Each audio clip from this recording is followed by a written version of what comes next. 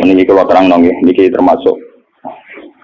Pulau nu gak ada azam ya. Terus niki pulau mau menasa niki terus pulau tahun wingi. Tahun wingi ini malam 1 Muharram niku pulau sholat tasbih mriki. Karena 1 Muharram nanti itu pas tanggal 26 November ya. Itu kalau nggak salah Sabtu.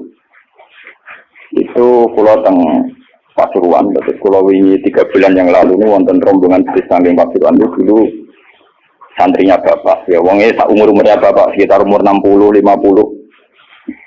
Itu karena dulu dibina bapak ngaji Quran, terus karena saya warisnya, mereka minta saya 1 Muharram mulai buka ngaji tempat.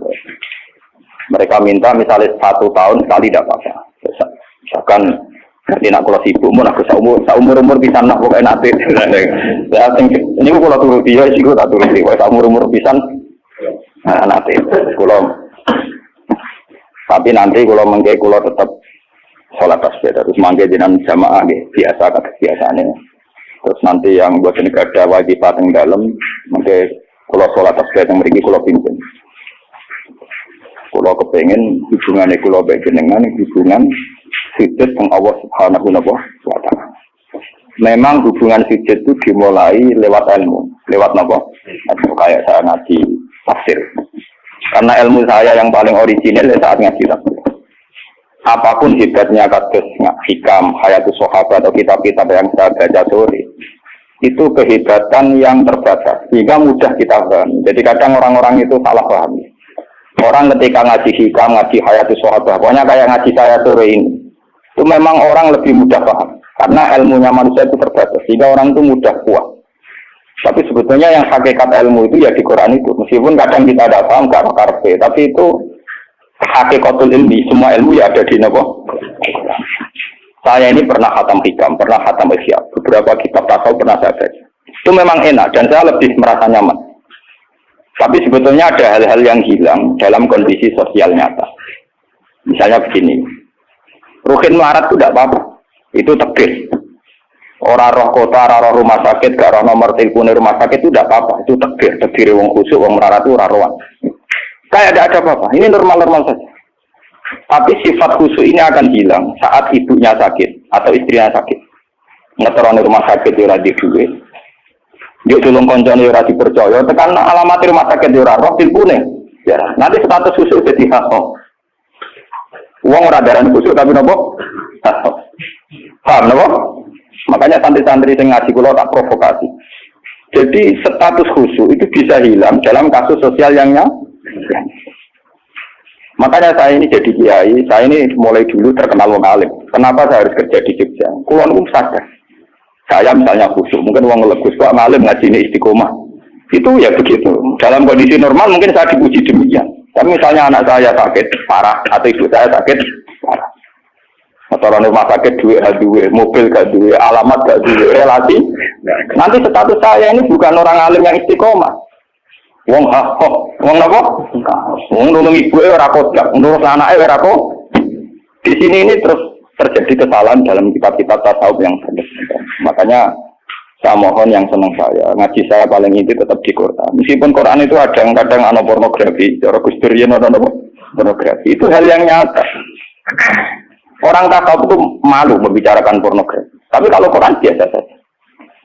Jadi misalnya di Quran itu ada ayat Nisa'ukum harsulakum fa'tu harsakum an-nasib. Bojomu itu tanduran. Kowe nak carane jima, carane ngumpuli nganggo cara paling liar tak karepmu terserah. Itu ya nyata. Karena Allah iso ngilani.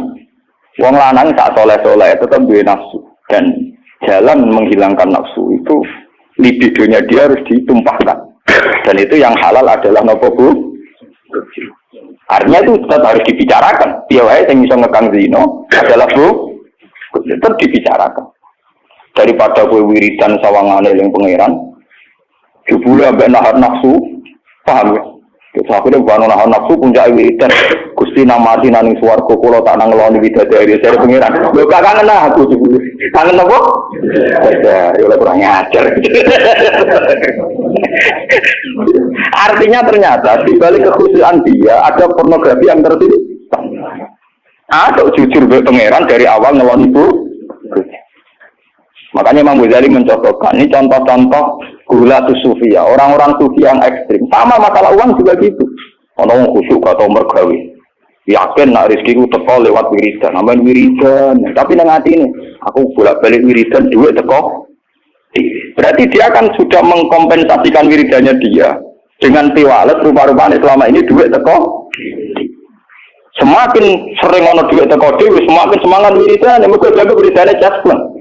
Terus dari pengiran, yo jasplenge dibeli ukurannya. Di sini nih yang saya makanya saya tetap berpendapat ilmu terbaik tetap Al-Quran. Al-Quran yang jujur saja. Kalau orang ingin cari rezeki ya kerja. Menurut kalau anti mati tetap kerja. Bahkan saya sampai sekarang menanamkan anak-anak saya kalau ditanya tamu bapak di mana ya jawabnya kalau saya kerja ya kerja. Malah kata santri si Irbat Guru, apa di dalam Gus? Apa siapa aja karena anak saya itu nggak tahu apa itu nggak tahu. Ya karena ya makanya saya emang bapak. Nah, anak pulau yang bareng malah ruwet setengahnya yang janda putri. Saya tidak punya apa. Kalau bapak punya. Padahal ada santri kan munia bapak kan gak sopan. Jadi tak kau yang apa temu gila. Anakku gila gak paham. Saya tidak punya apa. Apa. Dan ini aku cerita.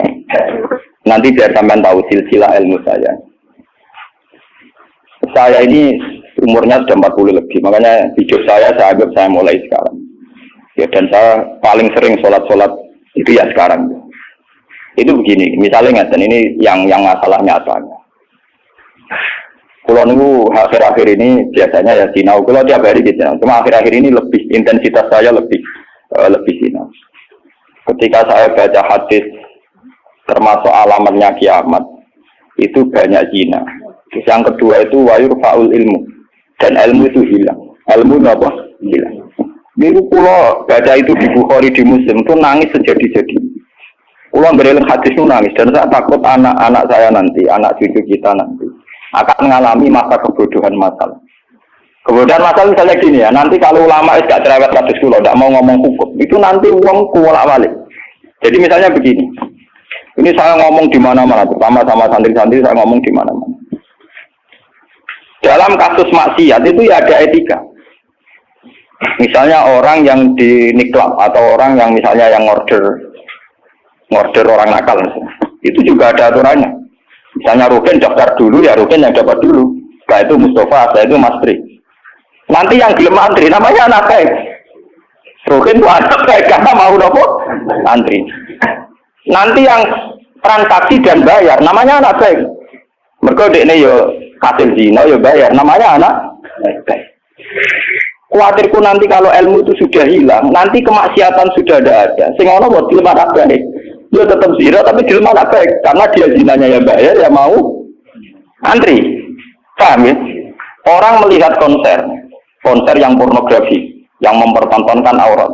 Kalau masuknya pakai tiket, namanya penonton baik. Tapi kalau muka-muka tribun gak ada tiket, penonton jelek. Padahal cara Allah sama jelek nggak berkodolah porno. Paham? Lu boten ilmu itu pasti nanti hilang.